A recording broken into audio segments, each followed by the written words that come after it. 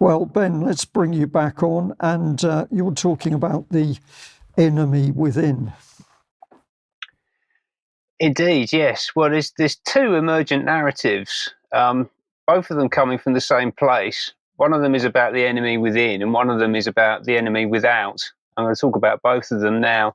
I'm going to start off by referencing Ricky Jones, former Labour councillor Ricky Jones, who at the Walthamstow protest that I reported on about a month ago now, essentially encouraged murder. I believe that's what I heard. It's been reduced down to encouraging violent disorder. That's what he's been charged with. He was in court on Friday in Snaresbrook in East London, and it's been reported on by the BBC. He's entered a not guilty plea.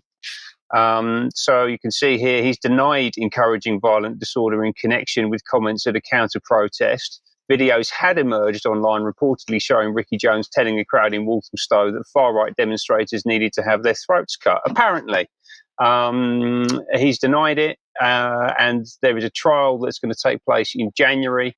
But let's just have a little quick look at the video and let viewers make up their own mind about what was said.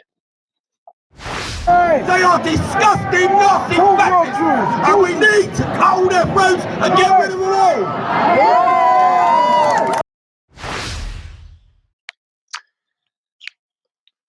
I'll let you make up your own mind on that one.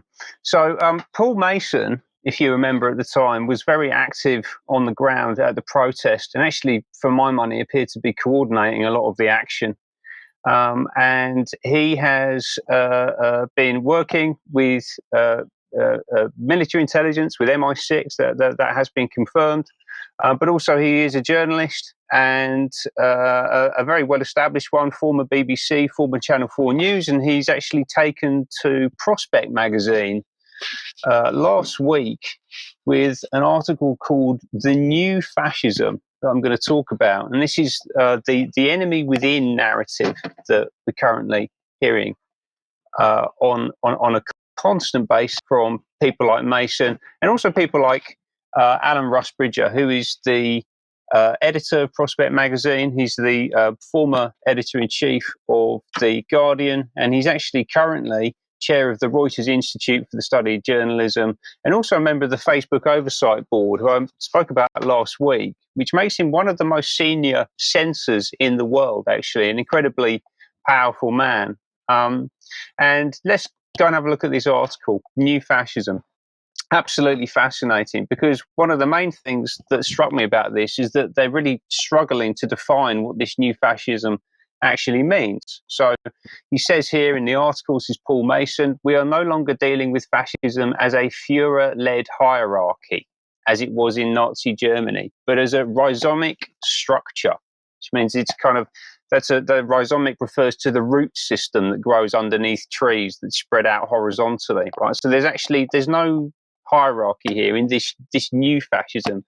So apparently the roots communicate with each other independently of the tree trunk, and the modern equivalent of Mein Kampf is created by its readers in real time. It leaves the local institutions of democracy, police forces and councils, facing a globally organised force that they barely understand. Now, that doesn't make any sense to me at all.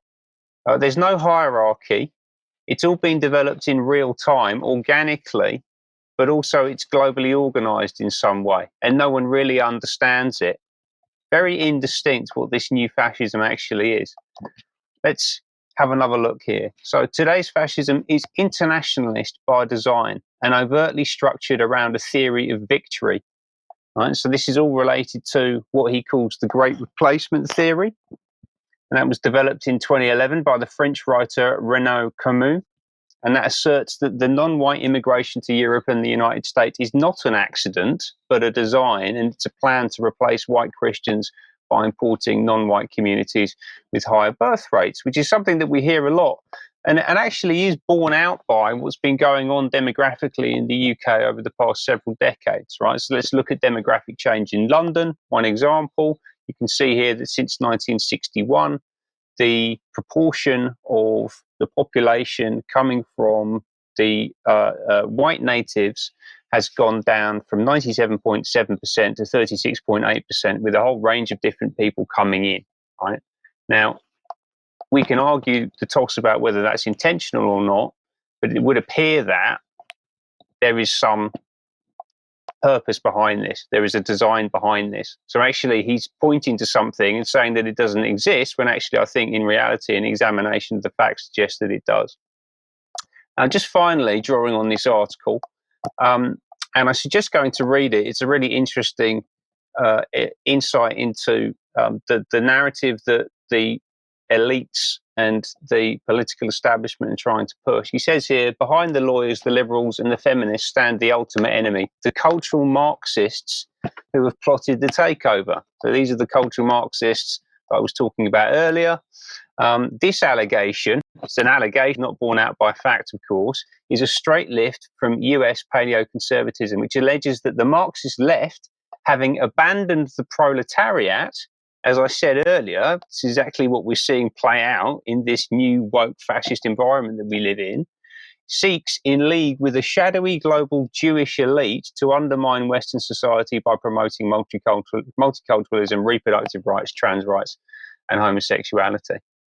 Right. So within there, you have a lot of conjecture, a lot of misdirection, but also a few little pieces of truth, all of which are being directed towards terrorizing British people about the nature and the motivations and the methods of their fellow citizens, right? Because these aren't just fascists, they're also people that live in this country and in many cases have valid concerns, a lot of which Paul Mason has just articulated and described as being some kind of conspiracy theory.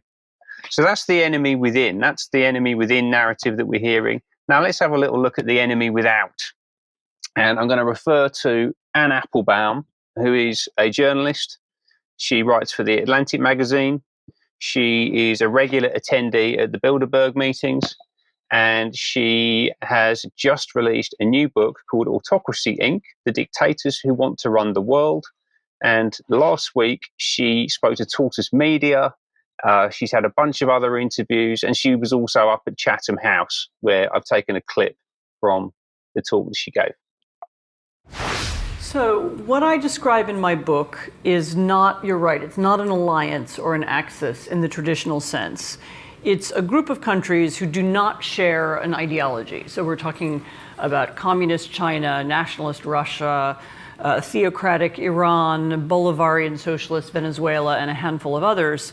And it's a group of countries whose leaders have absolute power, more or less, inside their countries. They have often captured the judiciary. They control the media or most of the information system, or they try to. They don't necessarily meet in a secret room and plan things together, but they have begun to collaborate and cooperate opportunistically when they can, when it's necessary, and particularly when it's in the interests of the group. They're very interested in the survival of one another. So there is a group, an indistinct, poorly defined group with no ideology, with no shared characteristics, who don't conspire with each other, but that we must be extremely concerned about because they are autocratic. And the way that we know that is that they've taken control of the judiciary, and they've also taken control of the media and information ecosystem, which actually sounds like the current regime here in the UK and in the US. So the enemy within and the enemy without. If it looks like a duck and quacks like a duck, it's probably a duck, Ben. I think we are absolutely on the case here.